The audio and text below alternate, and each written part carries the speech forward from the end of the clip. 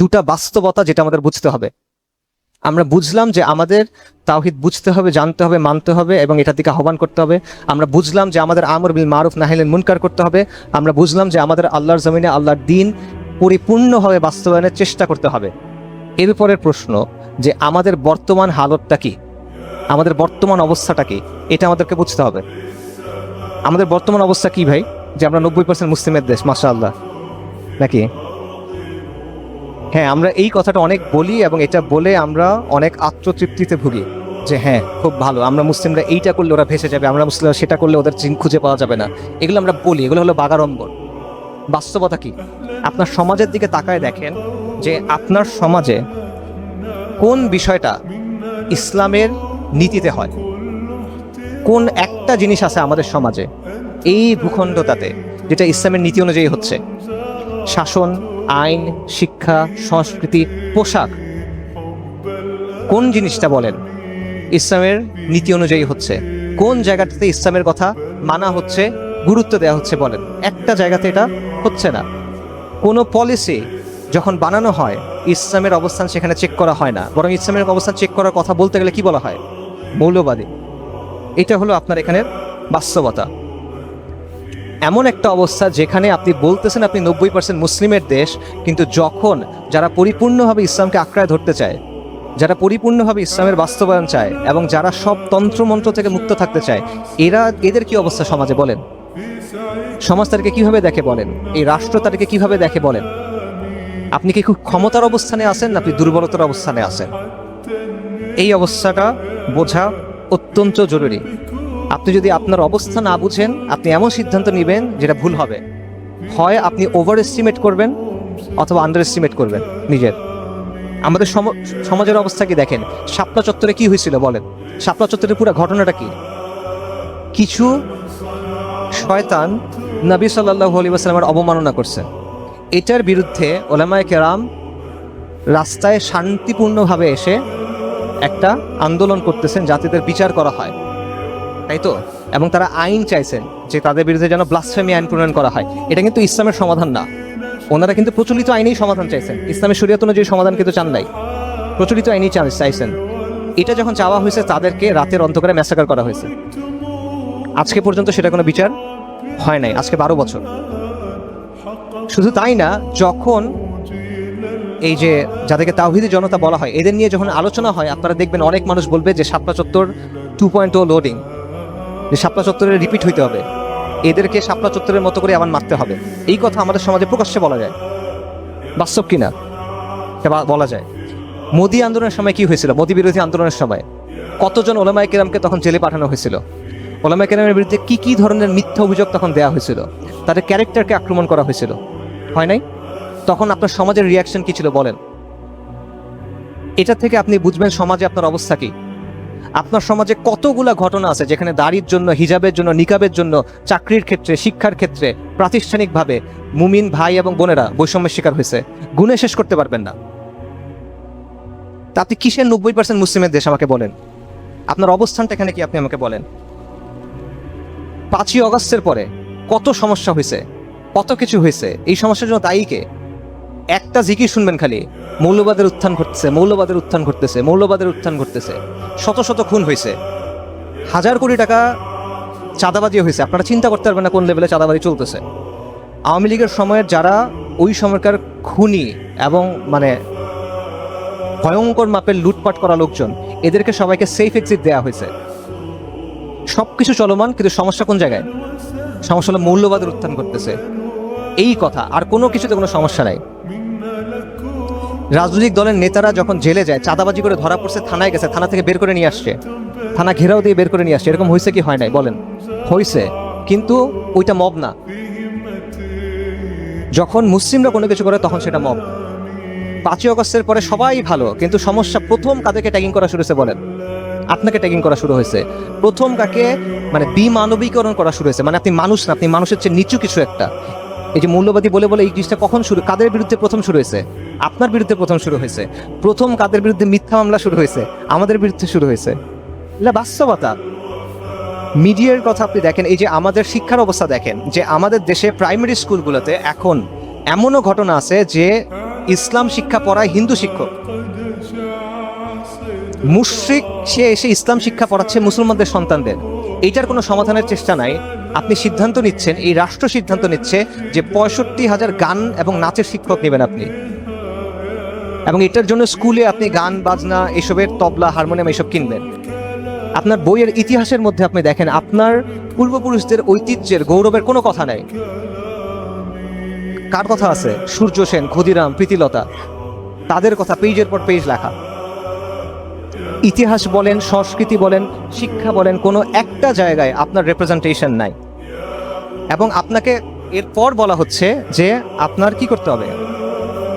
এই যে আপনাকে বাঙালি জাতীয়তাবাদের নামে বলা হচ্ছে যে তুমি পুরোপুরি মুসলিম হইতে পারবা না, আমরা তোমাকে ঠিক করে দিব ইসলামের কোনটা কোনটা তুমি মানতে পারবা, এর বেশি যদি তুমি ইসলাম মানতে যাও আমরা তখন তোমাকে বলবো যে তুমি বাঙালি হইতে পারো নাই, তুমি মৌলবাদী, তুমি উগ্রবাদী, এই কথা সে এসে আপনাকে বলবে। অথবা আপনারা যদি অমুক অমুক জিনিস মানতে না পারেন তাহলে বলা হবে যে তুমি লিবারেল না। এইটাই তো কথা, মানে আপনাকে প্রমাণ দিতে হবে যে আপনি এই সমাজে থাকার যোগ্য। তাদেরকে কিছু করতে হবে না, আপনাকে প্রমাণ দিতে হবে। আপনাকে প্রমাণ দিতে হবে শহীদ মিনারে যেয়ে, আপনাকে প্রমাণ করতে হবে স্মৃতিসৌধে যেয়ে, আপনাকে যেতে হবে পয়লা বৈশাখে পান্তা ইলিশ খেয়ে, আপনাকে প্রমাণ করতে হবে 16 ডিসেম্বর উদযাপন করে, অথবা আপনাকে প্রমাণ করতে হবে গণতন্ত্র মেনে নিয়ে। যদি আপনি এটা না করেন তখন আপনাকে বলা হবে যে তুমি তো এখানে থাকার যোগ্য না, তোমার অধিকার নাই। এটা হলো আপনার অবস্থা। আমাদের দেশের অবস্থা হলো এটা যে যখন আমরা বলি যে এটা আমাদের পূর্ণাঙ্গ সমাধান, একমাত্র সমাধান শরিয়া, এই শরিয়ার কথা যখন আমরা বলি তখন এটা বিরোধিতা করা হয়, এবং বিরোধিতা প্রথমে করে ইসলামপন্থীরা, কথিত ইসলামপন্থীরা। এটা হলো আমাদের সমাজের বাস্তবতা। এটা আমাদের সমস্যা আসলে এইটা যে আমরা যেটা হলো ইসলামের আদর্শ বিসর্জন দেওয়া, যেটা হলো ইসলামের বিধিবিধান হুকুম আহকামের সাথে মশকরা করা, সেই জিনিস করে আপনি দুনিয়ার ক্ষুদ্র একটা অংশ পাচ্ছেন যেটা 1 বছর পর থাকবে না, সেটাকে আমরা মনে করতেছি ইসলামের বিজয়। কথা বুঝছেন? আপনি যখন পর্দার বিধান মানতেছেন না, আপনি এতদিন পর্দার বিধান মেনে আসছেন, এখন আপনি পর্দার বিধান মানেন না, তখন আপনি যখন কিছুটা দুনিয়া পাইছেন, যখন মানুষ ওরা দেখছে যে হ্যাঁ সে তো দিন একটু ছেড়ে দিছে, পাশে মেয়ে বসাইছে, তখন সে আপনাকে একটু দুনিয়া দিছে, ওইটা দেখে আপনি মনে করতেছেন আপনার ইসলামের বিজয় হয়েছে। এইটা হলো আমাদের সমাজের অবস্থা। মানে আপনার টিকে থাকতে হলে ইসলামের জায়গায় ছাড় দিতে হবে, এবং কুফর যেটা সেটা মেনে নিতে হবে। সেই কুফরটা হইতে পারে শাহবাগীদের কুফর, অথবা সেই কুফরটা হইতে পারে আমেরিকানদের কুফর। নান্দালেস কুফর, দুটাই কুফর। আল কুফরু মিল্লাতুন ওয়াহিদা, কুফর প্রত্যেকটা একই জাতি এরা। এবং এইটা ছাড়া আপনাকে গ্রহণ করা হবে না, সহ্য করা হবে না, মানা হবে না, বরং আপনাকে শর্ত দেওয়া হবে যে তুমি এটা এটা এটা এটা না করলে তোমাকে আমরা জায়গা দিব না, থাকতে দিব না, তোমাকে মেরে ফেলবো, তোমাকে মামলা দিব, এই করবো সেই করবো। এইটা যদি আপনার অবস্থা হয় তাহলে আপনি আমাকে বলেন এই সমাজে আমাদের অবস্থা কত, এই সমাজে আমাদের অবস্থা কোথায়। সো এই বাস্তবতাটা আমাদের বুঝতে হবে। এই বাস্তবতা আমরা না বুঝলে আপনি এমন একটা সিদ্ধান্ত দিবেন যেটা অবাস্তব হবে, বাস্তবতার সাথে মিলবে না। সমস্যা যদি সঠিকভাবে চিহ্নিত করা না যায় তাহলে কোনোদিন সমাধান বের করা যায় না। ডাক্তার যখন ওষুধ দেয়, ডাক্তারকে আগে কি করতে হয়? রোগ চিহ্নিত করতে হয়। রোগ চিহ্নিত না করে এলোপাথারি ওষুধ দিলে কি হয়? ইন্না লিল্লাহি ওয়া ইন্না ইলাইহি রাজিউন, রোগী শেষ, রাইট? সো এই বাস্তবতাটা আমাদের জন্য সত্য। যদি আমরা এই বাস্তবতাগুলো না বুঝি, 100 বছরেও আমরা এই সমস্যার সমাধান করতে পারবো না। সো এটা হলো আমি বলছিলাম দুটা বাস্তবতা যেটা আমাদের বুঝতে হবে। এটা হলো তার মধ্যে প্রথম বাস্তবতা যে আমাদের হালতটা কি, এই সমাজে আমাদের অবস্থাটা কি। আপনি এই সমাজে শক্তিশালী না দুর্বল বলেন? এই সমাজে ইসলাম শক্তিশালী না দুর্বল এটা বলেন? এই কথাটা বলতে খারাপ লাগবে, কিন্তু মনকে ভালো লাগানোর জন্য বাস্তবতাকে বদলানো যায় না, বাস্তবতাকে আপনার স্বীকার করতে হবে। দ্বিতীয় যে বিষয় সেটা হলো অবস্থা যত খারাপই হোক আপনার চেষ্টা করতে হবে, এবং এটাই আল্লাহর পক্ষ থেকে আমাদের জন্য হুকুম, এবং এটাই আম্বিয়া কেরাম আলাইহিমুস সালাতু ওয়াস সালামের শিক্ষা, এবং আমরা সেটাই গ্রহণ করবো ইনশাআল্লাহ। কিন্তু আমার বুঝতে হবে আমি কোন জায়গায় আছি, আমি কোন স্তরে আছি, কোন মারহালাতে আছি, ঠিক আছে, কোন স্টেজে আছি, এই জিনিসটা আমার বুঝতে হবে। ব্যাপারটা ভাবে চিন্তা করেন যে ঢাকা থেকে মক্কা যাওয়া আর মদিনা থেকে মক্কা যাওয়া একরকম না। দুটাই মক্কাতে যাওয়া, কিন্তু দুটার সময়কালটা কি একই কিনা, পদ্ধতি একই হবে কিনা, তফাৎ হবে। কুড়িগ্রাম থেকে ঢাকা যাওয়া আর চট্টগ্রাম থেকে ঢাকা যাওয়াও এক না। অর্থাৎ আপনি কোন জায়গায় আছেন সেটার ভিত্তিতে পার্থক্য হবে। আপনি মনে করতেছেন আমার কাজ হলো 100 পুরা করা, ঠিক আছে, 100 পুরা করা। এখন আপনার হাতে যদি 90 থাকে তাহলে 100 পুরা করতে বাকি কত? 10। আপনার হাতে যদি 10 থাকে 100 পুরা করতে বাকি কত? দুইটার কারণে অনেক বড় পার্থক্য হয়, যদিও লক্ষ্য একই। এখন আপনার বলতে হবে আপনি কি 90-এ আছেন না 10-এ আছেন। আপনি 10-এ আছেন, এই কথাটা যদি বোঝেন তাহলে অনেক বড় বাস্তবতা বুঝতে পারছেন। কারণটা হলো যে এই যে পুরা পরিবর্তনটা যেটা আমরা বললাম যে এই কুফরের নিজাম আছে, গায়রুল্লাহ নিজাম আছে, সেখান থেকে আমরা চাই আল্লাহর নিজাম আসুক। এটার জন্য একটা বৈপ্লবিক পরিবর্তন দরকার, এবং যে কোনো বৈপ্লবিক পরিবর্তনের জন্য মোটা দাগে দুইটা মারহালা থাকে, দুইটা স্টেজ থাকে, দুইটা ধাপ থাকে। প্রথম ধাপটা হলো বুনিয়াদ তৈরির ধাপ, পরের ধাপটা হলো তামকিন অর্জনের ধাপ বা ইনকিলাবের ধাপ, যেটা ইচ্ছা বলেন। নবী সাল্লাল্লাহু আলাইহি ওয়াসাল্লামের নবুয়ত 23 বছরের। নবী সাল্লাল্লাহু আলাইহি ওয়াসাল্লাম 13 বছর মক্কার মধ্যে দাওয়া করছেন। মক্কায় দাওয়ায় কতজন মানুষ তৈরি হয়েছে বলেন? বর্ণনা অনুযায়ী, কিছু বর্ণনা অনুযায়ী 80, যেটা সবচেয়ে বেশি ছিল 200। এই মানুষ তৈরি হয়েছে 13 বছরের দাওয়াতে। কিন্তু এই মানুষের কারণেই পরবর্তী যে কাজগুলো সেগুলো সম্ভব হয়েছে, রাইট? এবং 8 হিজরিতে গিয়ে মক্কা ফাত হয়েছে, কিন্তু 13 বছর আগে ওই ভিত্তিটা তৈরি করতে হয়েছে। সালাহউদ্দিন আল আইয়ুবী রাহিমাহুল্লাহর সময়ে বাইতুল মাকদিস মুক্ত হয়েছে, কিন্তু সালাহউদ্দিন আইয়ুবীর কাজটা শুরু করছিল কে বলেন? নুরুদ্দিন সিংকি। নুরুদ্দিন সিংকি রাহিমাহুল্লাহ সালাহউদ্দিন আইয়ুবীর আগে প্রায় 3 দশক ধরে ওটার বুনিয়াদটা তৈরি করছেন। উনি নুনিয়া মাদ্রাসা প্রতিষ্ঠা করছেন, উনি মুত্তাকি কাজীদেরকে অবস্থান দিয়েছেন, উনি আলেমদের পৃষ্ঠপোষকতা করছেন, এবং ওই সময়ে একটা সমাজ তৈরি হয়েছে যারা জিহাদের চেতনায় বড় হয়েছে এবং তারা বাইতুল মাকদিস মুক্ত করার স্বপ্ন নিয়ে, তামান্না নিয়ে বড় হয়েছে। যেই বুনিয়াদের উপর দাঁড়ায় সালাহউদ্দিন আল আইয়ুবী ওই বিজয় অর্জন করতে পারছেন। জিঙ্গিকে ছাড়া এটা তো সম্ভব না। আপনি যখন বাড়ি বানান, আগে কি বাড়ি বানানো শুরু করেন না ফাউন্ডেশন বানান? বুনিয়াদটা আগে দিতে হয়। এই উপমহাদেশের বাস্তবতা দেখেন, শাহ ওলিউল্লাহ মুহাদ্দিস দেহলভী রাহিমাহুল্লাহ, উনি যখন দেখলেন যে এই হিন্দুস্তানে ইসলাম দুর্বল, এই হিন্দুস্তানে মুসলিমদের মধ্যে বিদা, কুফর, শিরক ছড়ায় পড়তেছে, ফাহিশা ছড়ায় পড়তেছে, ইসলামের শিয়ার অর্থাৎ ইসলামের প্রতীকগুলো ভুলুণ্ঠিত হচ্ছে, মানুষ দিন থেকে ক্রমাগত দূরে সরে যাচ্ছে, বাইরের শক্তির আগ্রাসন হচ্ছে, উনি প্রথমে কি করলেন? উনি প্রথমে দ্বীনের, রুহানিয়াতের, ইলমের একটা তাজদীদ শুরু করলেন। এইটার উপরে ভিত্তি করে পরবর্তীতে সৈয়দ আহমেদ শহীদ, শাহ ইসমাইল শহীদের যে বালাকোটের আন্দোলন সেটা শুরু হলো। এটার উপর ভিত্তি করে পরবর্তীতে গিয়ে আকাবিরে দেওবন্দের যে আন্দোলন সেটা শুরু হলো। এটার উপর ভিত্তি করে সাদিকপুরি ওলামার 3 দশক 4 দশকের যে জিহাদ সেটা শুরু হলো। এটার উপর ভিত্তি করে তিতুমির রাহিমাহুল্লাহর বাসার কেল্লা তৈরি হলো। কিন্তু শুরুটা কোথায় হলো? শুরুটা হলো শাহ ওলিউল্লাহ মুহাদ্দিস দেহলভীর যে বুনিয়াদ তৈরি করার কাজটা, সেই জায়গাটাতে। এবং এটা এই বাস্তবতা কাফেরদের ইতিহাসের মধ্যেও আপনি পাবেন। যখন আমূল কোনো পরিবর্তন আনতে হয়, মৌলিক কোনো পরিবর্তন কোথাও আনতে হয়, প্রথমে বুনিয়াদটা তৈরি করতে হয়। আমাদের সমস্যা হলো, আমরা যখন চিন্তা করি যে ইসলাম কিভাবে আসবে, তখন আমরা চিন্তা করি যে আমার 90 হয়ে গেছে, 10টা কেমনে হবে? সবকিছু মনে হয় রেডি আছে, খালি মনে হয় ক্ষমতার দখল করলে মনে এখন হয়ে যাচ্ছে। এভাবে আপনি চিন্তা করতেছেন, এবং যেটা আমি বললাম, আপনি যদি বাস্তবতা না বুঝেন, আপনি এমন সিদ্ধান্ত দিবেন যেটা আত্মঘাতীও হইতে পারে। আমাদের বাস্তবতা হলো, আপনি 10-এ আছেন, তার মানে আপনাকে আগে বুনিয়াদ তৈরি করতে হবে। আপনাকে আগে বুনিয়াদ তৈরি করতে হবে। আপনি নিজেকে এটা মনে করলে হবে না যে আপনি 90-এ আছেন।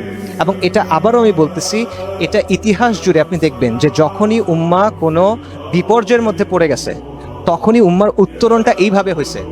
প্রথমে দাওয়ার মাধ্যমে, ইসলাহের মাধ্যমে, বিশুদ্ধ তাওহীদের দিকে ফিরে আসার মাধ্যমে, কিতাব ও সুন্নাহর দিকে ফিরে আসার মাধ্যমে সমাজের মধ্যে একটা পরিবর্তন আগে আসছে। তারপর সেই পরিবর্তনটা চূড়ান্ত পর্যায়ে পৌঁছাইছে। প্রথমটাকে বাদ দিয়ে পরেরটা কখনো হয় না, রাতারাতি এই জিনিসটা হয় না। সো এই ব্যাপারটা আমাদের বোঝা জরুরি। এই দুইটা বাস্তবতা আমাদের বোঝা জরুরি। দুটো বাস্তবতা কি আবারও বলেন? আমি বলি, আমি দুইটা বাস্তবতা। প্রথমটা হলো যে আমাদের অবস্থা হলো, এই সমাজে আমরা দুর্বল, এই সমাজে কার্যত আমরা দ্বিতীয় শ্রেণীর নাগরিক, এই সমাজে আপনাকে অচ্ছুত বানায় রাখা হয়, এই সমাজে আপনার যে চাহিদা, আপনার যে আকাঙ্ক্ষা, আপনার যে তামান্না, আপনার যে আকিদা, সেটাকে ভিলিফাই করা হয়, মানে নেতিবাচকভাবে দেখানো হয়, সেটাকে ক্রিমিনালাইজ করা হয়, অপরাধ হিসেবে দেখানো হয়। ইসলামের শিক্ষা হলো শরিয়া চাওয়া। শরিয়া চাওয়াকে উগ্রবাদ বলে। মাথায় টুপি দিয়ে বলে শরিয়া চাওয়া উগ্রবাদ, মাথায় টুপি দিয়ে কুফর করে। ওই কুফর কথাটা বলার জন্য মাথায় টুপিটা পরে। এইটা হলো বাস্তবতা। দ্বিতীয় বাস্তবতা হলো, এই কাজটাকে যদি দুইটা ধাপে ভাগ করেন, যে আল্লাহর জমিন, আল্লাহর দ্বীন কায়েম করা, প্রথম ধাপটা হলো বুনিয়াদ তৈরির, দ্বিতীয় ধাপটা হলো তামকিন অর্জনের অথবা ইনকিলাবের, যে কোনো একটা বলেন। আমরা প্রথম ধাপে আছি, দ্বিতীয় ধাপে না। এই দুটা বাস্তবতা বোঝা। আবারও বলতেছি, এটা যদি আপনার সন্দেহ থাকে, এই বিষয়গুলোর সাথে মিলায় নেন যে বাংলাদেশে এখনও শিক্ষার ক্ষেত্রে, শাসনের ক্ষেত্রে, পলিসির ক্ষেত্রে, অর্থনীতির ক্ষেত্রে, সংস্কৃতির ক্ষেত্রে, পোশাকের ক্ষেত্রে কোনো একটা বিষয়ের ক্ষেত্রে ইসলামের মূলনীতি অনুসরণ করা হয় না।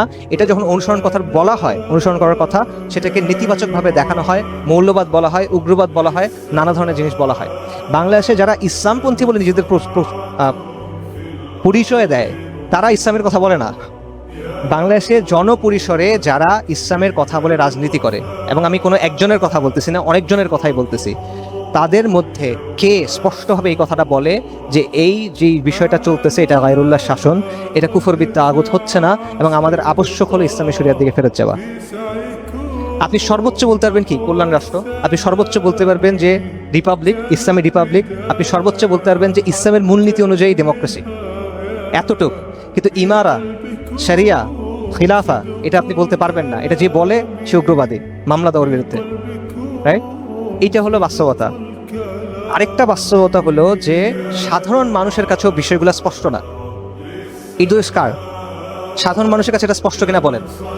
শাসনটা যে আল্লাহর হওয়ার কথা, শরিয়া যে কায়েম হওয়ার কথা, এই বিষয়গুলো সাধারণ মানুষের কাছে স্পষ্ট না কেন? এই দোষ কার?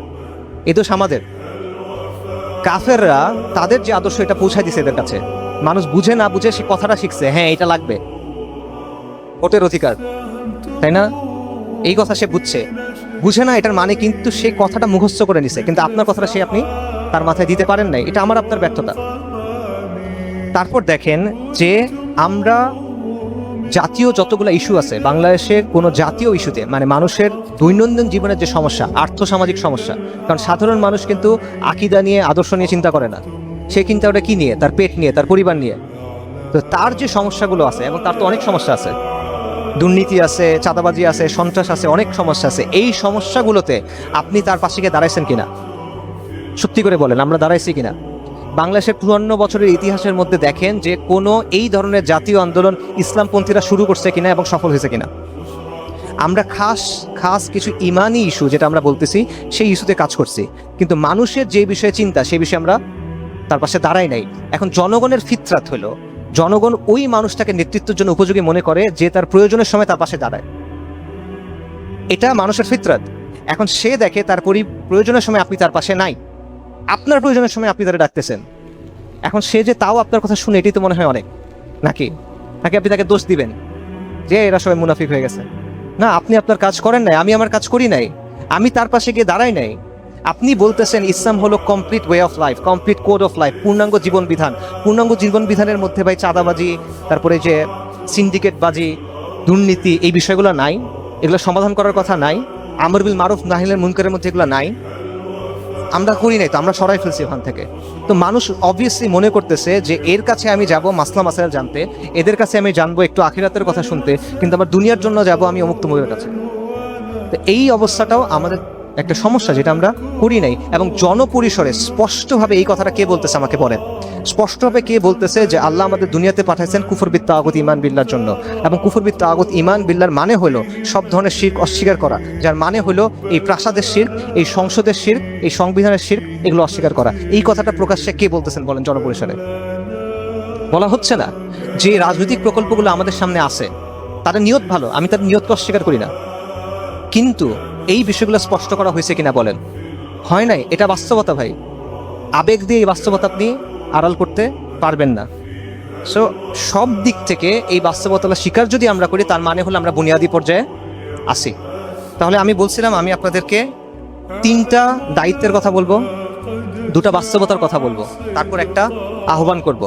আমি আবার রিক্যাপ করি, ফাযাক্কির ইন নাফাতিয যিকরা। 3টা দায়িত্ব কি? তাওহীদ জানা, বোঝা, মানা, বাস্তবায়ন করা, এর দিকে মানুষকে আহ্বান করা, এবং এটা করবেন ওই শিরকের ব্যাপারে বেশি করে, সবগুলোর ব্যাপারেই করবেন, খাসভাবে ওইটার ব্যাপারে বেশি করবেন যেটা মানুষের মধ্যে বেশি প্রচলিত, নাকি যেটা মানুষের মধ্যে প্রচলিত না ওটা নিয়ে বলবেন বেশি, যেটা বেশি প্রচলিত ওটা নিয়ে আপনার বলতে হবে। এটা আপনার দায়িত্বের মধ্যে পড়ে, দাওয়াতের দায়িত্বের মধ্যে এটা পড়ে। তারপর হলো আমর বিল মারুফ নাহিল মুনকার, এবং তারপর হলো আল্লাহ জমিনে আল্লাহ দিন সামগ্রিকভাবে কায়েম থাকুক এটার জন্য চেষ্টা করা। এই 3টা দায়িত্ব, 2টা বাস্তবতা। এই সমাজে আপনি দুর্বল, এই সমাজে আপনি সেকেন্ড ক্লাস সিটিজেন, আপনার হক নাই কোনো, আপনি কোটায় আছেন। আর পরবর্তী বাস্তবতা হলো যে দিন কায়েমের যে প্রক্রিয়া, এটার মধ্যে আমরা কোনোভাবেই শেষ পর্যায়ে পৌঁছায়নি, আমরা প্রাথমিক পর্যায়ে আছি, যেটা হলো বুনিয়াদ তৈরির পর্যায়ে।